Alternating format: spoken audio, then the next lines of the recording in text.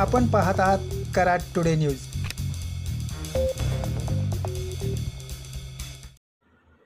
पुणे बेंगलोर महामार्गावर 6 पदरी उड्डाणपुलासाठी कोल्हापूर नाक्यावर सेगमेंट बसवण्याचे काम सुरू असताना शनिवारी रात्री सेगमेंट खालील सपोर्ट माती तारल्याने तो सेगमेंट कलंडला होता। यावेळी सेगमेंटवर असणारे 2 कर्मचाऱ्यांनी तातडीने उड्या मारल्याने ते किरकोळ जखमी झाले होते।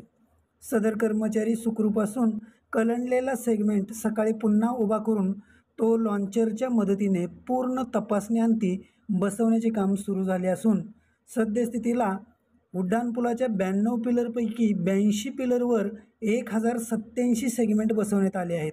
त्यामुळे 3105 मीटरचा उड्डाणपूल तयार झाला असून 10 पिलरवरील काम बाकी असल्याची माहिती डीपी जैन कंपनीचे अध्यक्ष प्रदीप कुमार जैन यांनी दिली। दरम्यान आज सकाळी आमदार डॉक्टर अतुलबाबा भोसले यांनी कोल्हापूर नाका येथे येऊन घटनेची पाहणी करून या ठिकाणच्या कामाची माहिती घेतली। यावेळी प्रांताधिकारी अतुल मेहत्रे, या पुलाचे इंचार्ज सौरभ घोष, अदानी व डीपी जैन कंपनीचे अधिकारी उपस्थित होते। यानंतर आमदार डॉक्टर अतुलबाबा भोसले यांनी उपस्थित माध्यमांशी संवाद साधला। At the same time, it's a black topping exact kilometers किती आहे। नॅशनल हायवे फोर्सचं काम चालू आहे। नॅशनल हायवे फोर्सच्या विस्तारित कामामध्ये कराडच्या कृष्णा पुलापासून ते नांदलापूरपर्यंत जो 6 लेनिंग ब्रिज हा नॅशनल हायवे अथॉरिटी ऑफ इंडियाच्या माध्यमातून करायचा चाललेला आहे। 1223 सेगमेंट या पुलासाठी बसवण्याचं नियोजन हे नॅशनल हायवे अथॉरिटी ऑफ इंडियाचं होतं। 1223 सेगमेंटपैकी जे इथले ठेकेदार आहेत त्यांनी जवळजवळ 133 सेगमेंट फक्त बसवायचे राहिलेत, म्हणजे 1100 सेगमेंटच्या आसपास बसवलेले आहेत।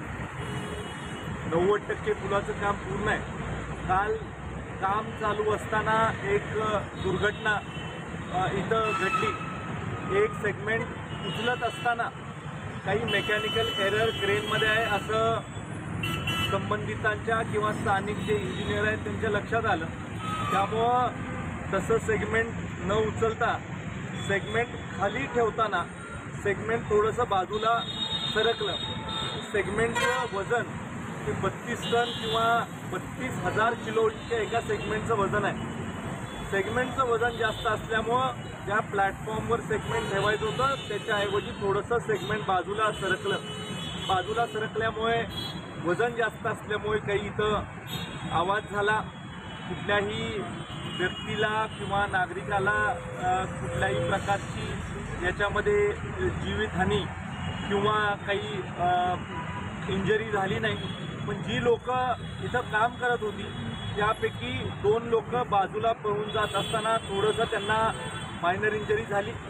कृष्णा हॉस्पिटललाच आपण त्यांना ॲडमिट केलं आणि त्यांना डिस्चार्ज देखील केलेला आहे। तरी जी ठेकेदार कंपनी आहे त्यांचे सगळे वरिष्ठ अधिकारी आणि त्याबरोबर नॅशनल हायवे अथॉरिटी ऑफ इंडियाचे सगळे प्रमुख लोक, त्याबरोबर आमचे प्रांतसाहेब आणि सगळं पोलीस प्रशासन तालुक्याचं यांना घेऊन मी इथं व्हिजिट केलेली आहे।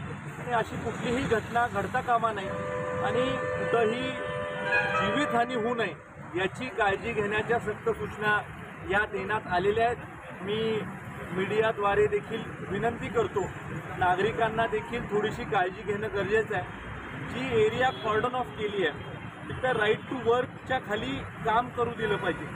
कॉर्डन ऑफ केलेल्या एरियामध्ये नागरिकांनी कुठल्याही परिस्थितीमध्ये 2 व्हीलर आत घालून रस्ता क्रॉस करण्याचा प्रयत्न करणं हे धोकादायक होऊ शकतं।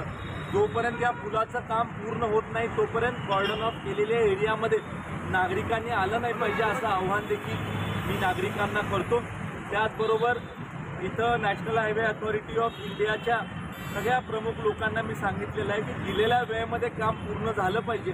मागे आपण एक एक्सटेन्शन दिलेलं आहे। आत्ता जे आपण एक्सटेन्शन 30 जूनपर्यंत दिलेलं आहे सरकारने, त्या एक्सटेन्शनच्या कालावधीमध्ये क्वालिटी कंट्रोलवर लक्ष देऊन हे काम पूर्ण करण्यात यावं अशा पद्धतीच्या सूचना देखील मी दिलेल्या आहेत.